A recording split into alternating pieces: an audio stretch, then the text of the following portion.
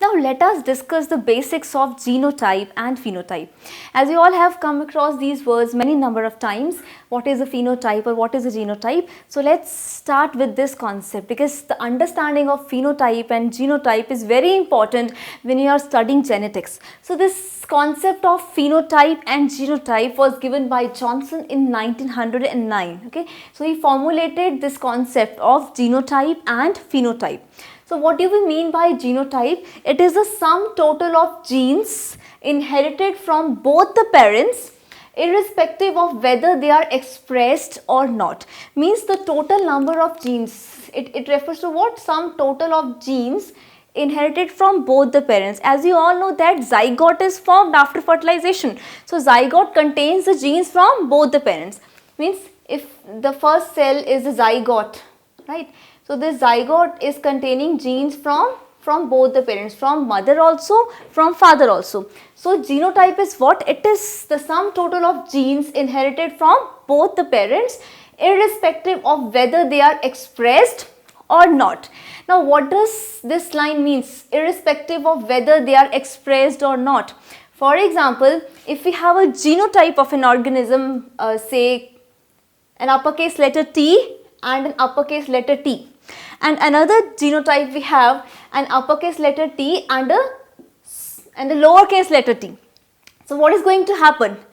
You must remember that if the dominant allele, dominant gene is present, it is going to be expressed.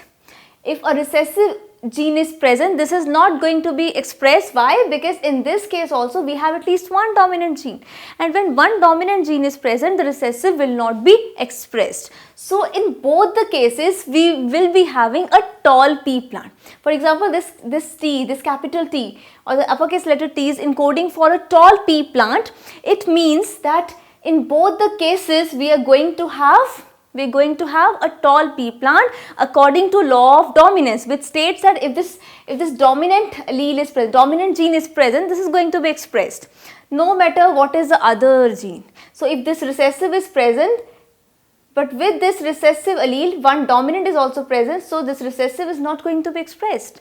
You will only have tall pea plant in both the cases. So this is irrespective of whether they are expressed or not. It depends, they will be expressed or not. So genotype is the sum total of genes inherited from both the parents. Like during fertilization we have genes from mother also and from father also, from both the parents, irrespective of whether they are expressed or not. So remember that this is for pure tall. This gene combination is for what? It is for pure tall. This you can say it will be a hybrid tall plant, because at least it has a gene for recessive character also, for dwarfness also. So hybrid tall. And if we have a combination like this, this will be pure dwarf. So this is what is a genotype is. Okay. So let us revise. Genotype is sum total of genes inherited from both the parents, from mother and from father, irrespective of whether they are expressed or not. For example, if I told you that this combination or this combination both are going to produce what? A taller pea plant. We have a recessive gene over here, but this is not going to be expressed because of the presence of this dominant gene. So in both the cases we are going to have tall pea plant. So this capital T or capital T, this is encoding for a pure tall pea plant, this is encoding for a hybrid tall pea plant, and this is going to encode for a pure dwarf pea plant. Alright, I hope this is now very clear to you all. Let us start with phenotype now. What is a phenotype? It refers to the expressed or observable structural and functional traits produced by the interaction of genes and environment. So in simpler terms, how will I define phenotype is whatever you are observing with your eyes, whatever you are going to see, this will be the phenotype. For example, if you are going to see a tall pea plant, that tallness is the phenotype. Okay, but this is what? This is the genotype, which is encoding, which is explaining you about what? It is explaining you about the genes. but the phenotype is something which is going to be observed, right? For example, it is that thing that is going to be expressed or observable structural and functional traits produced by the interaction of genes and environment. If I have to cite an example over here, we can cite an example, for example, color blindness in man. Okay, so this is an observable trait, color blindness in man. Another example that we can cite over here is this same tallness in pea plant. Okay, this is another example, tallness in pea plant.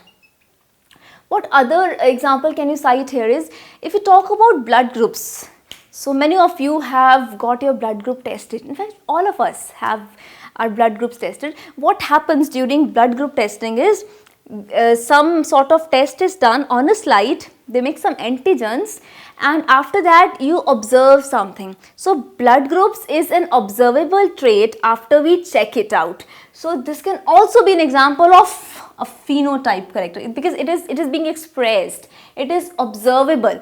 So phenotype refers to the expressed or observable structural and functional traits produced by the interaction of genes and environment. Now see, when I talk about interaction of genes, what do we mean to say about interaction of genes? As you can see here, what is going to happen here, we have two different genes, one is encoding for tallness and the other is encoding for dwarfness. So their combination is going to produce a hybrid tall plant, but the observable trait will be, when you look at this type of plant with this genotype from outside, from your eyes, what will you see? You will see a tall pea plant. So that means that the phenotype is the expressed or observable structural and functional trait produced by the interaction of genes and their environment. Now when I talk about environment, in summers our skin gets easily tanned. Why the skin gets easily tanned? Because our skin is exposed to direct sun rays, right? So that is the phenotype, because now it is depending upon the environmental conditions. Since it's very hot, we are facing direct sun rays, our skin gets tan. So this is an example of phenotype. Okay, so remember, what is this genotype and phenotype? Genotype is the sum total of genes inherited from both the parents, irrespective of whether they are expressed or not. These are the examples. And what is phenotype? It refers to the expressed or observable structural and functional traits produced by the interaction of genes and environments. These are the examples. Okay. Now when in the examination you are asked to differentiate between genotype and phenotype, so here are a few points that we are going to discuss. First point, for phenotype, it is the expression of a trait. As we have already discussed in this definition, phenotype is the expression of a trait. Means if I say tallness, pure tall not, if I say just tallness, this tallness or color blindness in man, tallness in pea plant, this is an example of what? It is an example of phenotype. But when you talk about genotype, it is a gene equipment that determines a trait. These gene combinations are going to determine the trait, the characteristic trait that is going to be the phenotype of that organism. So these are the genotype. This is an example of genotype.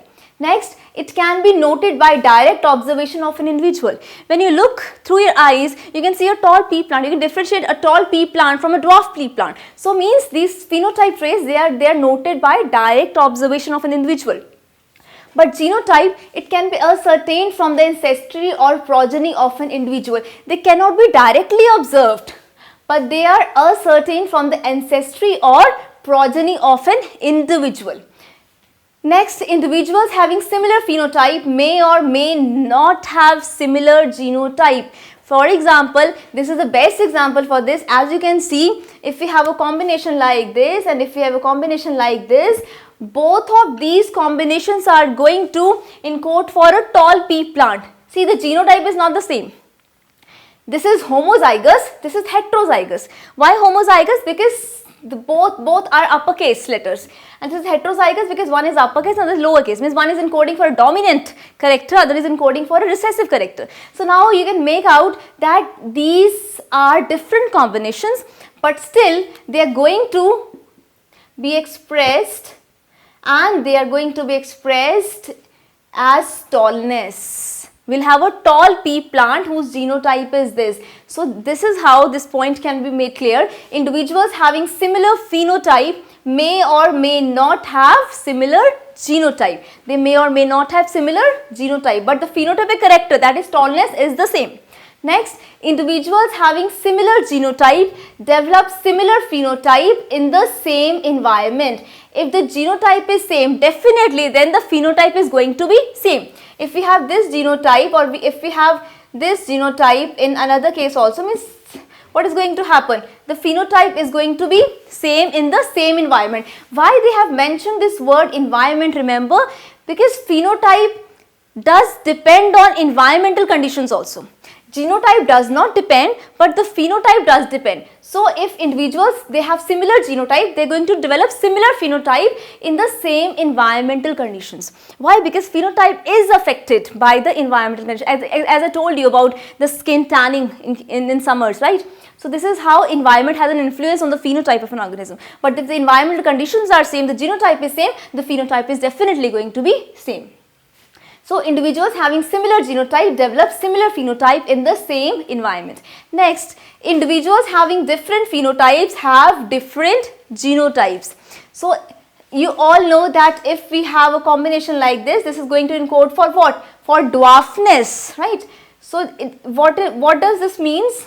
This is going to encode for dwarfness, means individuals having different phenotypes have different genotypes. Now this phenotype, that is dwarfness, is going to have this genotype, and this phenotype, that is tallness, is going to have this or this genotype. So individuals having different phenotypes have different genotypes, okay, but individuals having different genotypes may have the same phenotype. Again, if you have these two genotypes, they can have this same phenotype, but in that case, in phenotypes, if you had different phenotypes, tallness and dwarfness, you have different genotypes. See the difference of the genotypes.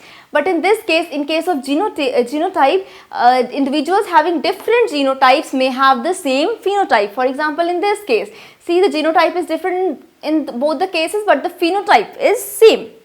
Next, the last point, it is determined by genotype. Phenotypic character is what? Determined by genotype, genes, and it is not influenced by phenotype. The genotype is not influenced by phenotype, okay. So this genotype is going to determine what is going to be the phenotype of the offspring, but genotype is not influenced by the phenotype of the organism. So remember, this concept of phenotype and genotype was given by Johnson in 1909.